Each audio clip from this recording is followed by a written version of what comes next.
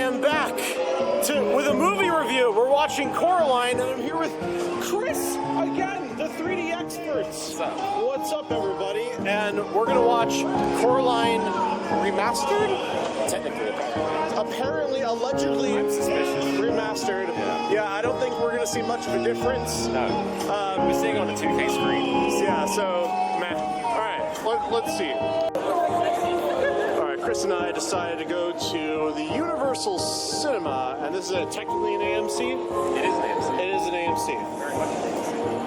I gestured as if there was going to be an AMC. Yeah, that's what I thought. But inside, and they just opened a new Prime screen in there. You know, AMC Prime is a Dolby knockoff.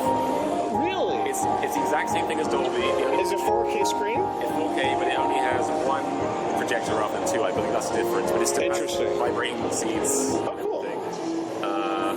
Let's go in then. I will say, I think I say this afterwards, but I forgot my glasses, so the remaster is going to be even more. Yeah, even if it wasn't 4K, you wouldn't notice. But I'm pretty sure there's going to be a 2K screen, so you know. Yeah. All right. So I said this to Chris earlier in the car, but to my understanding, last year they remastered Coraline in 4K. And now they are releasing it remastered in 3D. The problem is that there's no screens available that are 4K screens, and so thank you. It seems like that we're just gonna end up seeing the film that we already have on 3D Blu-ray anyways. The 4K version in 2K, like when they released the Spider-Man. Were you aware there was a period before they released 4K Blu-ray where they released 2K Blu-rays mastered in 4K, like they released. Yes. Yeah. So it's gonna be like that. Like, gotcha. Maybe. Interesting. Womp womp. All right. Well, yeah, we're gonna watch it, then tell you our thoughts afterwards. All right. One thing I want to say really quick before we jump in the theater is that when this came out originally in 2009, with the Wild Robot. Huh? What were you pointing at? Oh, I always love the costumes they have. Oh, yes. Like, when I came to see the new one by... Fuck. Good. Cut. I love it. What was the movie about the atomic bomb that came out? My memory's horrible. Oh, God. Everyone knows, but when that came out... Yeah, that one. They had all the costumes from the movies. Like, Oppenheimer? Oppenheimer, right. Good, okay. There we go. All the costumes from Oppenheimer right here on the day, which is pretty cool. Like, Oh, that's cool. Yeah. All the costumes. So anyways, as I was saying, back 15 years ago in 2009, when they were saying that Coraline was going to be in 3D, I didn't know that digital 3D was a thing, and so I thought that, oh, this is going to be Anaglyph red and blue glasses. I'm like, I don't want to see it like that, and I'm like, I'm just gonna skip it. And then so I skipped Coraline in 3D, and part of the big enjoyment for me about seeing movies is other people's reactions to it. I like to see how people enjoy a film and how they react to certain jokes that I might not laugh to, but other people would. And then I'm like, oh yeah, that was funny. I didn't laugh to it, so I thought it wasn't funny, but now I see why it's funny. So, yeah, part of that's a big experience for me, and so I'm excited to see this that way, because back then when The Wizard of Oz came out in 3D, I never saw that in a theater before. When I saw it in a theater, everyone was laughing. I'm like, this is a really funny movie. I didn't notice it because I was a kid when I first saw it, and then I just thought the whole movie wasn't funny. So anyways, so yeah, that's why I'm really excited. My first 3D movie that I saw digitally was Monsters vs. Aliens. I saw it in 2D, thought it sucked, and then there was a commercial that was like, if you haven't seen it in 3D, you haven't seen nothing yet. And I'm like, okay, fine. Like, I'll go see this stupid movie again. And then I didn't love it, but I thought it was much better in 3D. And then I'm like, okay. When I first saw it in digital 3D, that blew my mind, and that's what got me hooked ever since then. And to add to that, I will add, there's the AMC logo. Proof. There it is. It is an AMC. So this is their Prime Dolby Cinema knockoff. I wish it was in there because it is 4K and the seats are brand new and they smell like fresh cows. It's great. Nice. Yeah. Fresh plastic cows. Yeah, we're gonna see the remastered Coraline, and Let's go check it out. you know, maybe we'll notice like HDR or something, but Maybe. I don't know. It's a fun movie, so I'm mainly here to see Coraline in a movie theater. So, all right. Hope you guys are excited.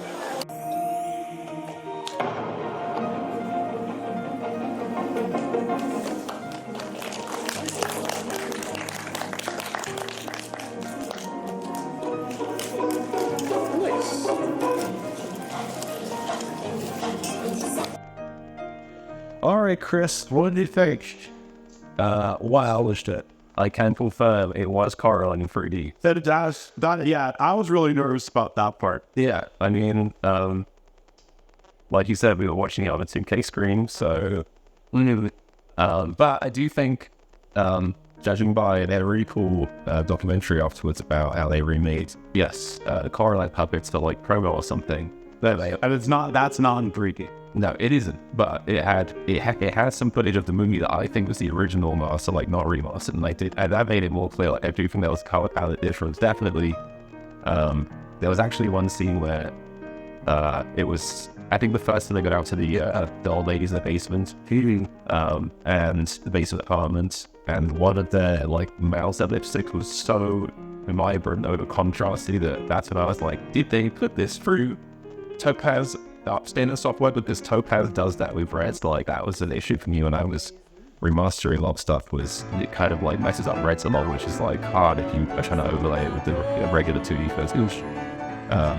So I was wondering about that, but yeah, it's like but Topaz usually makes like a load of crazy artifacts. I didn't see any of that stuff, so I think it might just a bit of they just changed the color, like they just. Yeah, when it first started, I'm like, I can't tell if it's placebo or not, but Coraline herself colors, and it's because it was when she was in the real world and everything's kind of gray, but she stood out, and I'm like, I can't tell if it's placebo or it actually looks more colorful. Yeah, and so Chris says it is, and therefore it is. I was kidding. Here are my glasses. I literally thought, I took them off earlier, I think the hair wherever, and I literally thought to myself, oh, I should put these back on soon or I'll forget them and I won't watch the movie. And of course, that's what happened. It's an ADHD prophecy. Very 3D.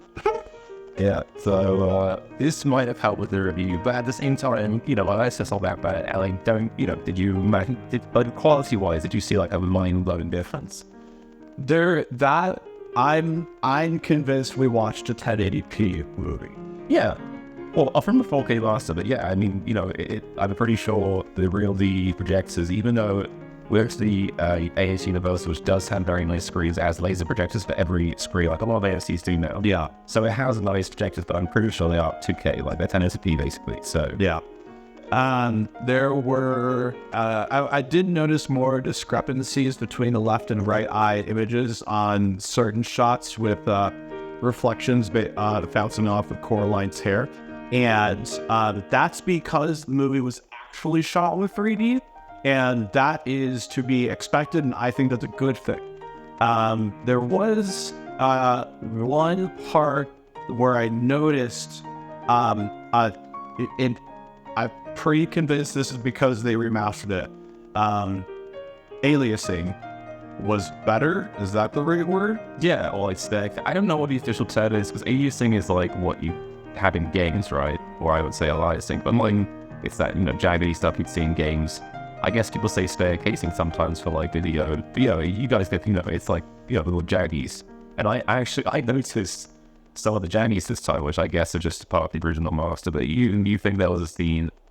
Yeah, there was a specific shot where the other mother was holding the gift box that had the buttons in it to replace Coraline's eyes, and it's a shot that's like, I feel like it's 4 frames long, but because they skipped frames in that movie, I think it's like, I think it's a full second actually, with how many times they skip it, but there's only so many frames, so or maybe it's half a second long.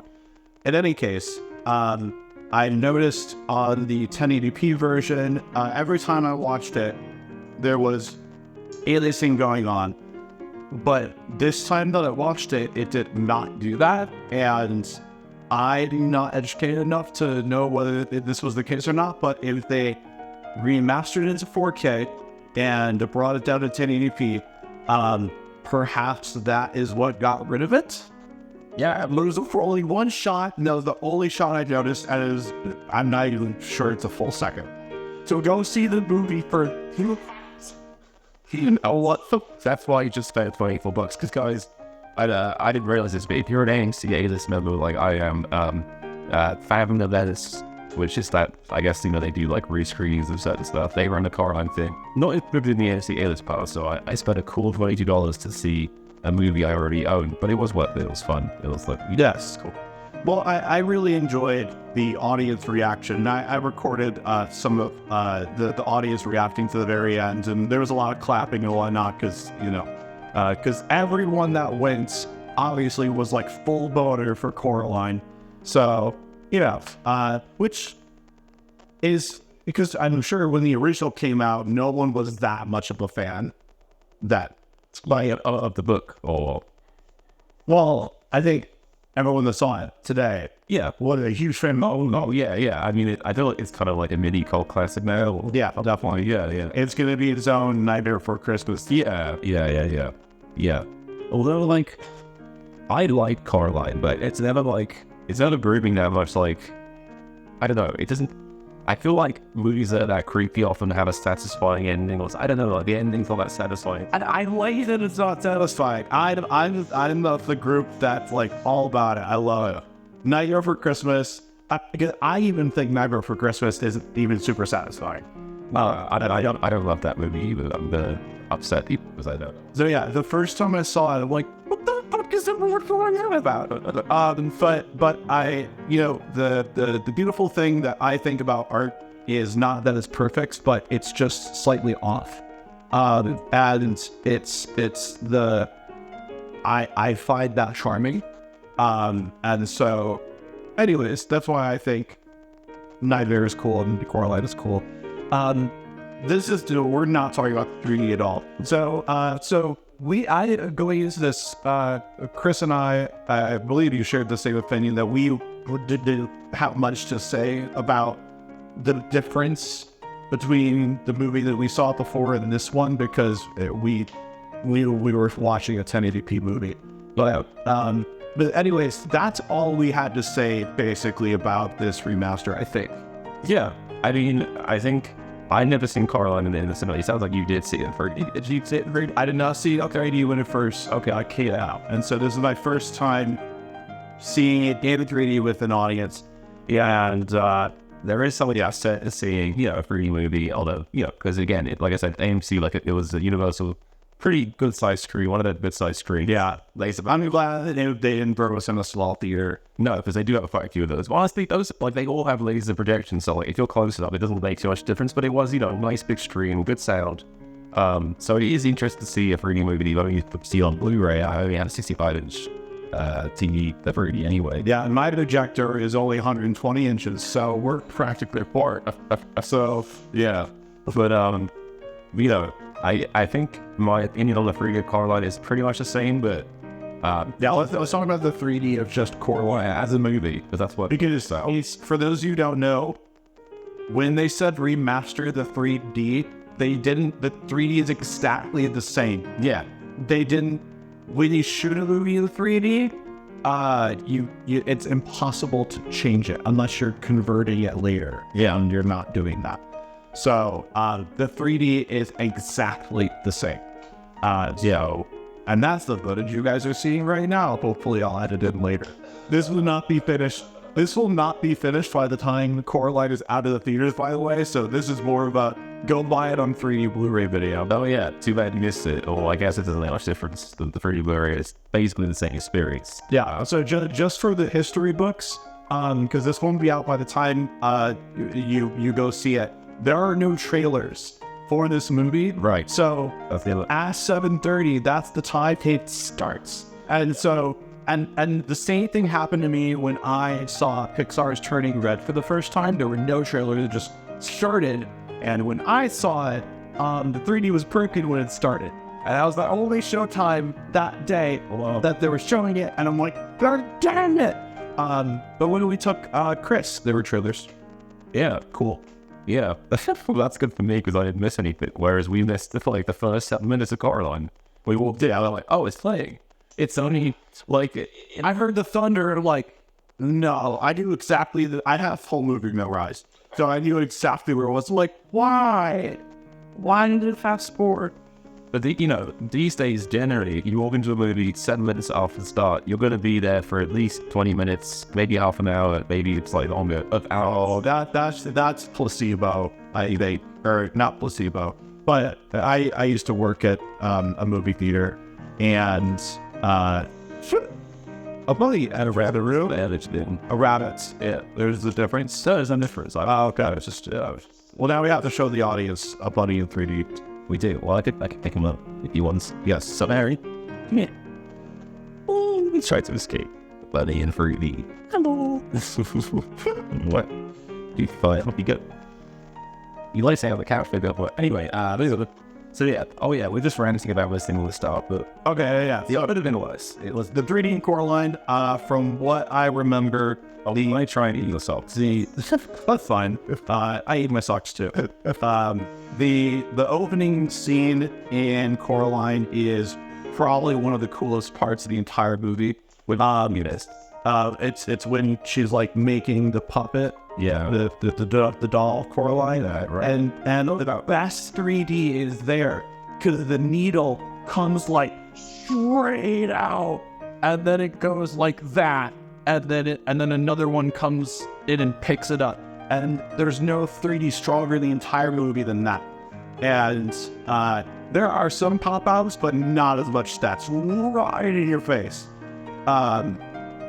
I missed that part, but I think also the rest of the audience did because so many people were coming. Oh yeah, we were not the only ones. Yeah, because I was hearing people walking and they're like, "Oh, really?" And they missed it. So there are some strong 3D elements in this movie, and during this time, a lot of artistic directors were playing around with the 3D to use it as storytelling elements where, like a Wizard of Oz or Alice in Wonderland, in the normal world, things are kind of flat and boring and things are wonderful and have a lot of depth and are exciting in the other world. And they literally did that in Tim Burton's Alice in Wonderland. They didn't do that in the 3D version of the original Wizard of Oz. But I think they did do that in Oz the Great Powerful, I think. I cannot confirm because I watched that movie once and was like, this isn't deeply mediocre. And of course, we want to get I got it. But yeah, the 3D was good in that. Like, but the parts I remember that were good. I think there's a lot of really artistic storytelling elements that use the 3D very well. And for the parts that have extreme depth, like the tunnel or the extreme pop-outs. That's just that map shot. Yeah. But that shot happens multiple times. Yeah. But it's as hard as the first time you see it, It's special. Yeah, when it because always. Yeah, because that's the first time that there's any extreme depth in the movie. Yeah. Because everything's super flat. So I guess I have to rate this movie out of 10. That's why I've been doing. So how I rate a 3D movie is I do take into account how good the movie is. Okay. Because if I'm going to invite people over to watch a 3D movie, it's not just about the 3D eye candy. I'm not making somebody sit through shit just to see 3D eye candy. But what if I want to watch Transformers 4? Then everyone better be into it. Yeah. That's an example of garbage eye candy. But garbage eye candy. Just don't watch it. I just can't. I think I've tried to watch the last two Terminator movies that Dark and Moon, whatever the ones were that were like, because the people talk about they're very strawberry and everything, but they're unwatchable. I think they're just beyond tripe. No offense if you like it. Get help, but I'm doing yourself. Why did he have Bishop? Of course. But just follow. Or maybe not. No, you know what? That's the night noise is probably not going to bother us anymore. Oh, well, all right, done. It's already done, but here you go. Why don't you do that? If you thought about doing this, the genius, like a separate review for the movie out of 10 and the 3D. Look at it for school, you know? Yeah, sure. So the movie by itself, I would give, I would say a 9 out of 10. I really enjoyed it. And another aspect is like how entertaining is the 3D as part of eye candy. And then there's a third category for me that is, this is very rare, especially nowadays, but sometimes it's there, where is the 3D distracting? Does it remind you you're watching the movie and take you out of the film if it's too much? So I'm curious though, for you, would it only be pop outs to do that, or does extreme depth that distracts you too? I mean, it would be mostly pop outs, but I would say it would be undeserved campy pop outs, if that makes sense. I'll say this for Coraline. There are some extreme pop outs, but I think all of them, except for the very first one, where the needle sticks out so far in the very beginning, which is fine. It's the beginning of the movie. I don't think that's that big of a deal. But for the rest of them that we saw, I think it's it's in, most of them are in Coraline's face. You're seeing it from Coraline's point of view. And I think that helps the story, because when Dad's hands popped out like this, you are taken back, but also that was Coraline's reaction too. And so I think you have a better connection with the main character when that happens, when it was told this way. Another one that got a really big laugh was when the cat was in Coraline's face right when she woke up, and the cat was filling the whole screen up in your face, and the audience just laughed because that's how cats are. And it's relatable because you wake up and a cat's right in your face. Yeah. So, and I think the 3D does enhance that. So I think artistically, I would have chosen the normal world to have a little bit more depth than it had. It's really flat. Yeah, it's too much.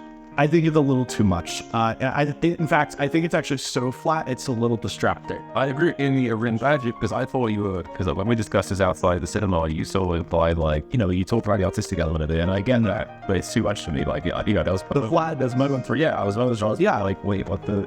Yeah, there were spots where I'm like, I feel like I'm watching a 2D movie. Yeah, unacceptable. I should never be questioning if I'm watching a 3D movie in a 3D movie. That is true. Yeah. So I would say for that's going to lose a point in the distracting element. I would take it away because it wasn't used properly. Normally, I would take a point away because there was too much of it, but I would take it away because there wasn't enough of it in certain parts. And I'll cut them a little bit of slack because this was the earlier days of digital 3D, and people didn't quite know yet. And you shot it in 3D, so you can't change it later. You fucked up. All right, there forever. This is too mild. Yeah, it's too mild. Sorry. But the other world, I would say, is medium strong. Some parts are very strong, but most of it is slightly more than average, I would say. Yeah. All right. I talked a lot. So overall, I would give this 3D presentation, if I were to invite people over to watch this, an 8 out of 10. There are much better 3D movies that show off 3D and are just as good, if not better, of a story. So that's what I would say. And I give it that lower of a score because of how significant amount of the movie is very flat because it's in the real world. All right, Chris, go ahead. Take away your thoughts. No, I pretty much agree with you. I give the movie itself as a movie, as a piece of art, an 8 out of 10. Mm-hmm. Like, I do quite like it, but it's like there's certain movies that I usually really like stop motion. I love Wallace and Gromit, that kind of stuff. I do quite. I'm not like the biggest like Tim Burton-esque, that sort of gothic. Henry Selick in this case. Yeah, but that kind of vibe. I'm not like necessarily like crazy about that kind of vibe, but I do tend to enjoy it. I feel the right sort of mindset for it. I feel like Coraline writes this weird line between like kind of creepiness and kind of campiness. I sort of enjoy the campiness where I wish there was more of that. I really like the sequences with the old ladies downstairs. They're actually like quite a famous English comedy duo called Absolutely Fabulous in the UK. Well, they were very active in the 90s and stuff. Thank you for bringing your English and enlightenment here up, because us Americans would not be ever cultured enough to know that. I mean, they're pretty famous, like, and they've definitely done movies and stuff, and they've done like, I think they've been used as voice actors a few times. Like, they've got pretty cool voices. And they play those like crazy English, like theatrical old ladies perfectly. I enjoy those scenes a lot. The lady with the big boobs, I made a horrible joke to Chris because she had an English accent. I'm like, okay, so does she sound normal to you and everyone else has an accent? Well, A, I've been living it too long, and B, their accents are supposed to be like very like campy anyway. So, but it's fun. But I really like the campy moments. Like, I like the moments like that. I like the moments where they have like that sort of weird French sounding piano sort of, or like harpsichord sort of song thing. It's like a hybrid stick where it's just like part of the garden. I really enjoy those sort of bits. And like, I don't know, I like something. I don't know, it's just a movie that for me, like, I enjoyed it a lot, but I never thought like, oh, this is the best movie yet. So I give it 8 out of 10. And then to the 3D, I pretty much agree with you, although I give it a 7 out of 10, honestly, because I feel like that it's just too flat in the real world situations. And I also think, I think maybe you maybe saw it differently, but I feel like the 3D in the other world locations is also quite consistent. It never goes completely flat. But like you said, it's very often like just immediate. And then there's some shots. Yeah. There's a handful of shots in there. And there's enough of them where it makes you wanting more. Like, I think that's the problem with 3D movies. If you have a 3D movie that gives you a really strong shot for like a few seconds and then not for the rest of it, you're kind of craving. There's maybe 4 shots in five shots, including the one at the beginning. Yeah. That have strong 3D. Yeah. And it's like, oh, that's so cool. And that's it. And so, yeah, it's like, don't give me okay, I'm going to say for the main world, it's like, as far as the depth goes, it's legit like a 1 out of 10. Yeah. Scale of depth. Yeah. In some cases, it's like a 0.5. I would rate it as abyss.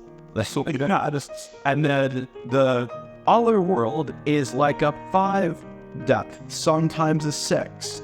And then there are certain shots that are like 9. Yeah. Cool. Yeah. There's so few, and they're only a second longer. Yeah. And they really stick out. And like some of those shots were a bit longer, and like there was one of those shots where I suddenly felt like that thing I truly want to feel as like an ADHD person, where like the screen was all I could see and the cinema was completely gone. Like I was just completely in the movie, and it was that feeling like, being like basically a kid, like being like 18 or I wasn't watching Avatar, the first Avatar 3D, where I was just in the movie. Like, I just lived in Pandora, and I suddenly got that feeling like, oh, I'm living inside this movie. And that's how I want all 3D movies to be. I would say that's realistically how about maybe like 2% of them are. Yeah, sadly, like that's a problem with 3D. It's the inconsistency across the board, and most movies deserve much stronger 3D than they have.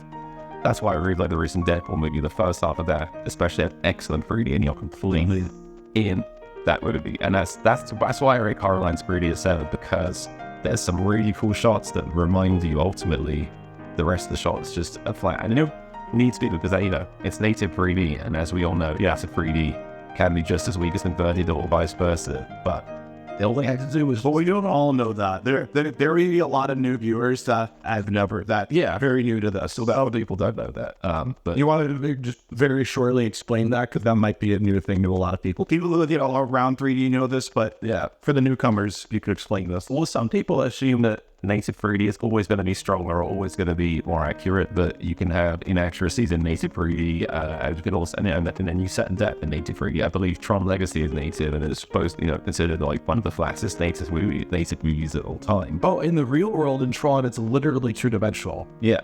And I hate that. Yeah. Because people just took off their glasses. Yeah. They just gave up. Just like, and then 3D Blu-ray died right there. You know what? If even if you did that, I would still just put the 2D screen just like back a little bit, just so you had to keep the glasses on to watch the 2D Blu-ray. But no, it's just flat. It's entirely two-dimensional. Yeah. Anyways, we'll say that for a Tron review for one day. Maybe. Yeah. The Tron remastered for these. Nobody was going to see. But yeah, you know, a native 3D movie can be very strong, and sometimes people associate it with being strong, but they don't have to be. I'd say the best example of this is the Amazing Spider-Man 1 versus the Amazing Spider-Man 2. Yep. The original is natively shot in 3D, but it's so weak except for one shot that's literally like 4 frames. And then that's it. And then the second one, amazing 3D, it's all converted. Yep. So yeah, whether it's natively shot or not, yeah, almost everything on this channel is native 3D, just because I think it's easier. I don't know how to convert that well, so that's why I shoot in native 3D. But we're so far away. This is kind of flat to you guys, but sometimes, you know, I get closer. Yeah. But sometimes a rabbit is thrust in your face. yeah, Dogger effects. yeah. So, but you would give overall presenting Coraline like a 7.5 out of 10? A 7, just because it's too, and again, because you get that high, that taste, you chase the dragon, like there's shots where like the screen was just my reality. I love that. Like it's almost like it needs to be like I'm inside this movie kind of thing. And then again, the shots in the other world, the fake world, there's too many, you know, none of them are ever flat, but there's a few that are just meh, you know, yeah, and you're already feeling like, but why not have this shot? Right. Like, because, you know, the upper world is supposed to be like vibrant and crazy, and it's like, there's no It's media. It should have been strong the whole time, I think, in the upper world. And then, yeah, like, Well, it can't be like a 9 or a 10 out the whole time. It's because that'll freak me out. I knew you love it. But like, because like the movie Avatar, the original one, yeah, I'll show that to some people, and some people are like, people who are into 3D, like not nerds like us, no lifetime muggles. No, yeah, because there's muggles, normies, yeah. So yeah, I mean, the original Avatar is really intense 3D for almost all of it. Yeah, and that's all like me, you know, slightly dead inside. I need that to get my rocks up. I need the extremeness to like, just to, you know, it's like how I need like a really strong cheese just to feel anything. Yes. So, kind of thing. Should you buy this 3D Blu-ray versus the 2D version? I think for almost every case, Chris and I would just say yes. Yeah. So I don't think that if that's, you know, really a question. A little depth is better than none. Yeah. So that's you know, pretty much always going to be our recommendation, except for iRobot. I would say probably just get the 2D one for that one. That would be the only one I would ever say. I still like that. Oh really? Well, I think know bad. I know it's bad, but also like I thought all 3D can do a better job. Well, yeah. I don't know why. You know what it is? It's because I feel like there's not really much 3D in that movie, so you can't.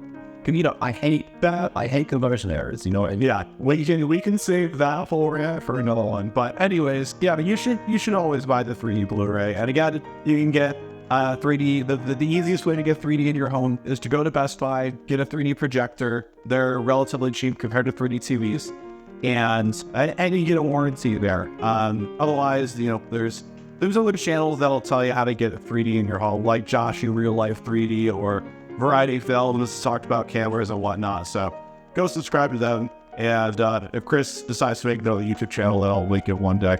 But anyways, I hope you guys enjoyed it. Any last thoughts? So you got all out.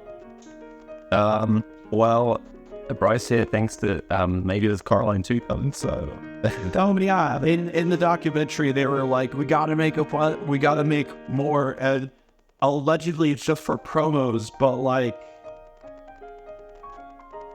and how much money they would make with a Coraline 2, even though there's no book. Universal's not new to doing that. Just like, there's no source material, fuck it, we'll just make it on our own. Like that happens a lot in the industry. So Stranger things have happened. You know, there's an Incredibles 3 now, and the Hollywood has quadrupled down on, yes, sequels make money, and or revamps or remakes, and like this re-release of Coraline might even make more money than the original. I'm just kidding. I don't actually think that, but I think it's going to make a substantial amount of money because this was completely sold out. It was, but it was the first day. No, it was. It's maybe today. It's the 15th today. It's all the 15th today, is it? Oh, it's 17th. Yeah, no, it's been out for a couple days and it was completely sold out. I would be curious to see if it's sold out at other, like AMC Universal is a high foot traffic cinema. Let's not forget, I'll be curious to see how popular it was. But to be fair, I'm oblivious to these cult things. Like, I didn't realize Nightmare Before Christmas was fucking huge. Like, people love that movie, and like, there's a huge fan base for that. I only found out recently. Yeah. Really? Yeah. I only watched it because there was a cult back in 2008. Oh yeah. All right. I'm gonna say one thing that's completely off topic, and then we're gonna stop this video. It's no way too long, maybe. No, we need to stop it. Anyway, so Nightmare Before Christmas came out. The Blu-ray came out in 2008, and that and Sleeping Beauty from Disney were like the only movies that they had where they had 7.1 surround sound. So I bought those two movies just to, because I just got a 7.1 setup, and none of them used the back two speakers, and I wasn't even sure if they were hooked up correctly. So that movie didn't exist to play it that way. Right. So then I got Nightmare Before Christmas just to play it at 7.1, and it worked. And then I watched the whole movie, and I'm like, oh, that's weird. Well, I mean, it's kind of charming, and then it just grew on me, and now it's my like comfort movie. So, anyways, that was it. We'll do more reviews in the future if you want to. Chris knows everything about 3D more than anybody else I know. Jonathan, you're very close seconds, but Chris knows stuff. I feel like Jonathan knows more, but you know what? Maybe we gotta keep also Jonathan to visit LA. Yeah. I doubt that'll ever happen, but he. Anyways, thank you so much for watching. I love you very much. Until next time, later days.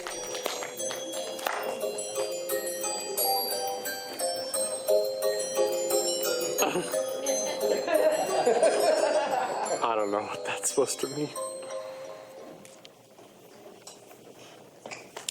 Nice. There we go. Oh. So they did something. I don't know what they did, but they did something. Oh, thanks. I would have kept it on the rest of my life if you didn't tell me. What? No way. We get an extra thing?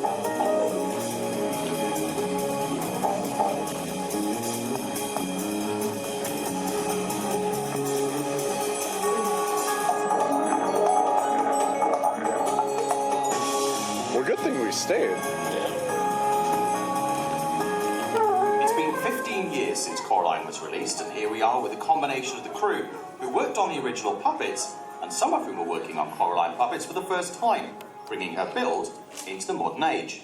I'm Simon Thompson. I'm delighted to be joined by Sid Tucker, Brian McLean, Jess Lynn, Ollie Jones, Anya Poland, Henry Brummelman, and Scott Tom.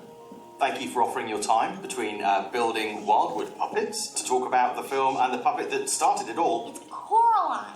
Coraline Jones. Who remembers this? This is Coraline character design artwork. Now, when you guys look at these designs, what are the first questions and the challenges that you all, as puppet fabricators, see, and how do you begin to ideate a build? First thing, I look at that and I think, how are those knees going to bend?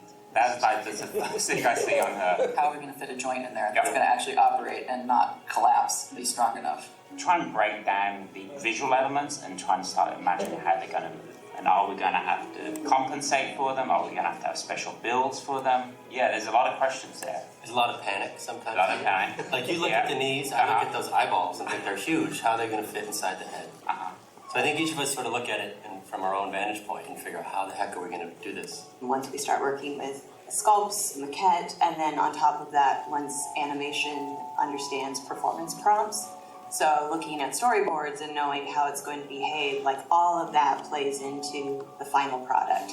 So something, maybe we lose a certain shape in that design, but we gain something for a performance element. What drives a lot of that is just the expectation. The animation that we're trying to produce has a lot more fluidity, has a lot more nuance and naturalism to it. And so that goes into everything. Our armature designs, how we engineer costumes, goes into facials. So that expectation becomes the driving force for everything. It's also really easy, I think, to forget everything about her was a conscious choice. Especially in her case, she's incredibly asymmetrical. And it could be so easy to kind of be like, oh, I'm just going to shore that up, you know, kind of like lift that side or that, and forget that it was like, no, that was a choice. Design choices. That was a design choice at the time. We meant to do it like that. Yeah. It's fun. You can actually look at the armature and see that one knee is significantly higher than the other, and that's on purpose. What has changed in puppet fabrication since 2008?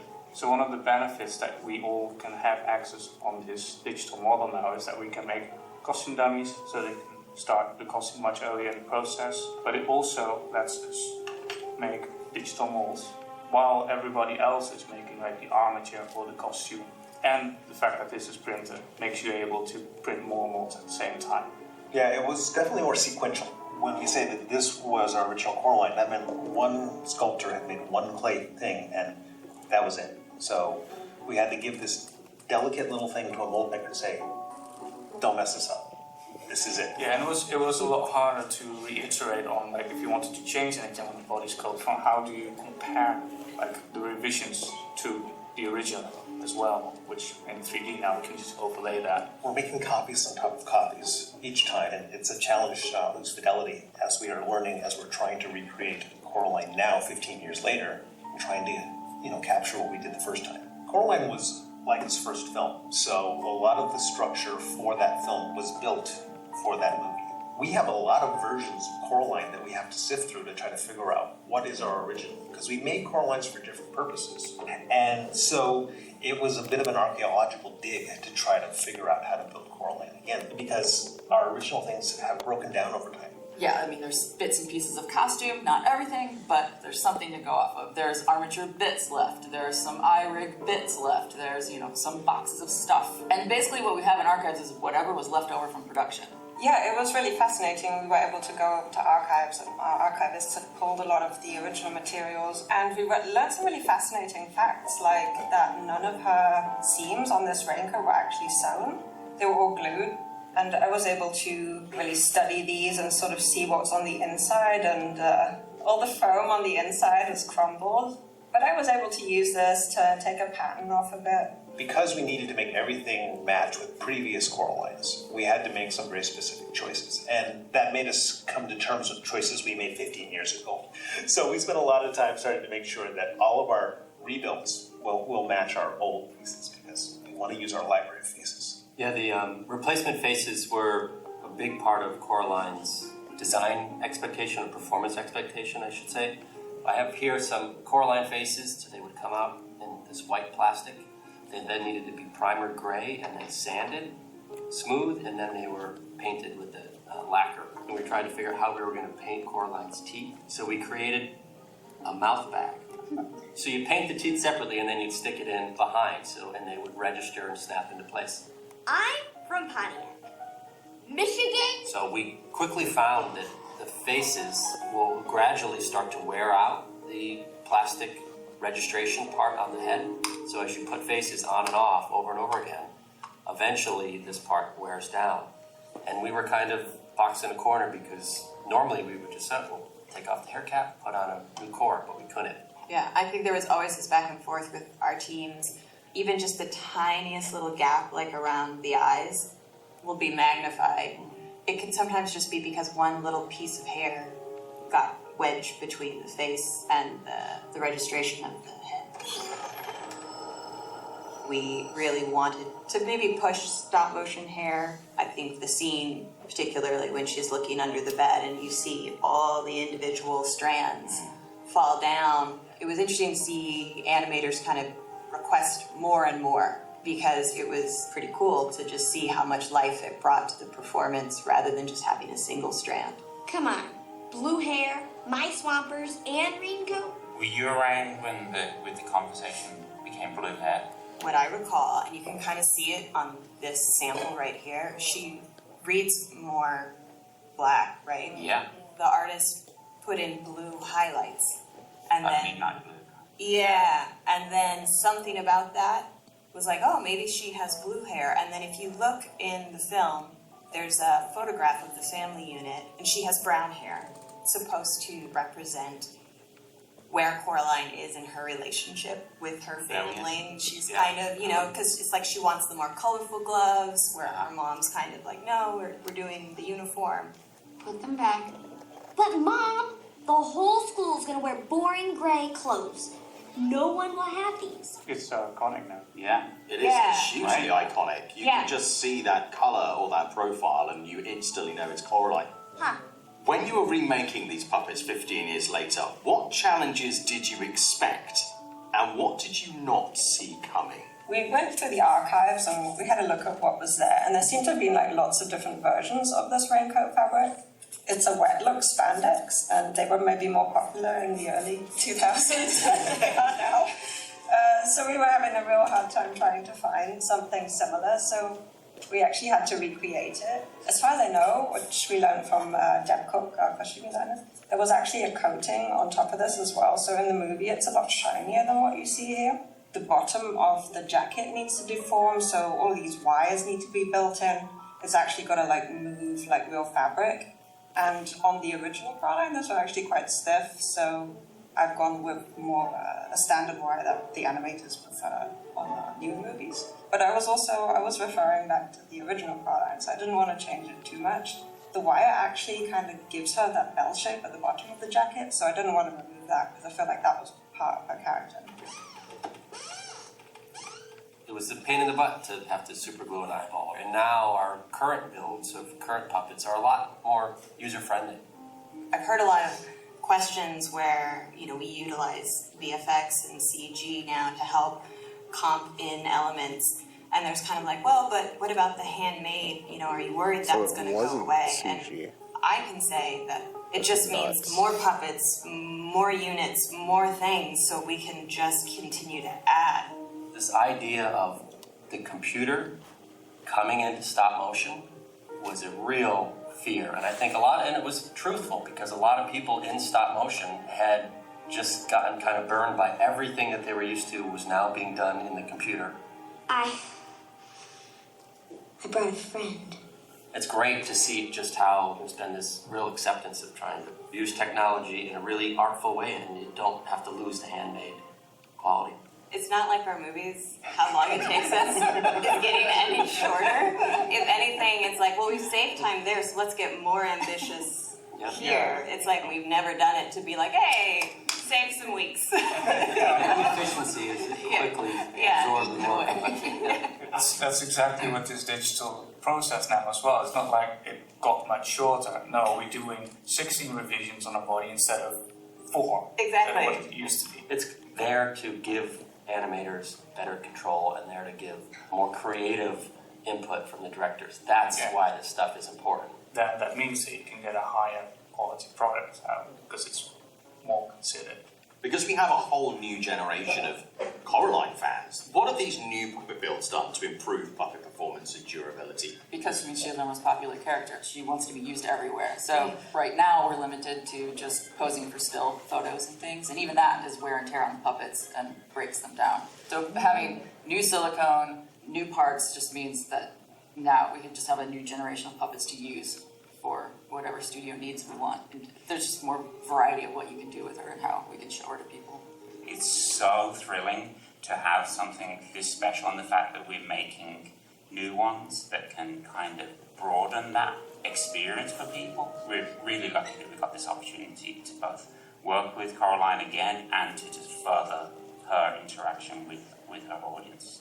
What this gives me is a reminder that the work we were doing 15 years ago, it was hard then, it's still hard now, and we're still pushing. Our tools are better, and we've learned a lot. We've inspired new people who can bring sort of new life to stuff we've done in the past. It's what feeds our future, is the seeds of Coraline planted.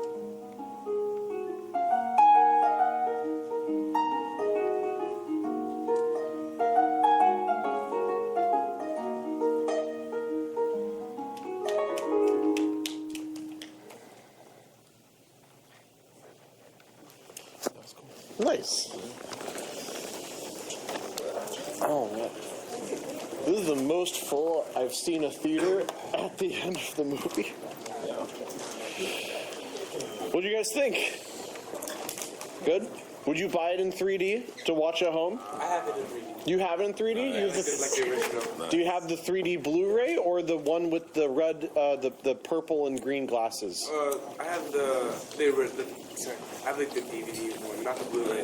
Like, The DVD one. Okay, so with the purple and green glasses? yeah. Do you know you can buy it like these for home? I did not know that. Yeah. Just But you gotta have a 3D TV, so. yeah, just go on Amazon and search Coraline 3D Blu-ray, and then you'll get it like these. Oh. Yeah, and then just go to Best Buy and get a 3D projector. They're like $400 for one as good as this quality. No big deal, just $400, yeah. That's not that bad. Once you're done with school, yeah, maybe. Yeah. Cheaper than a PS5. I would take care of one. Yeah, no one knows the 3D. You can get 3D movies at home. We're the weirdos, man. We're the weirdos. Oh man. Oh boy.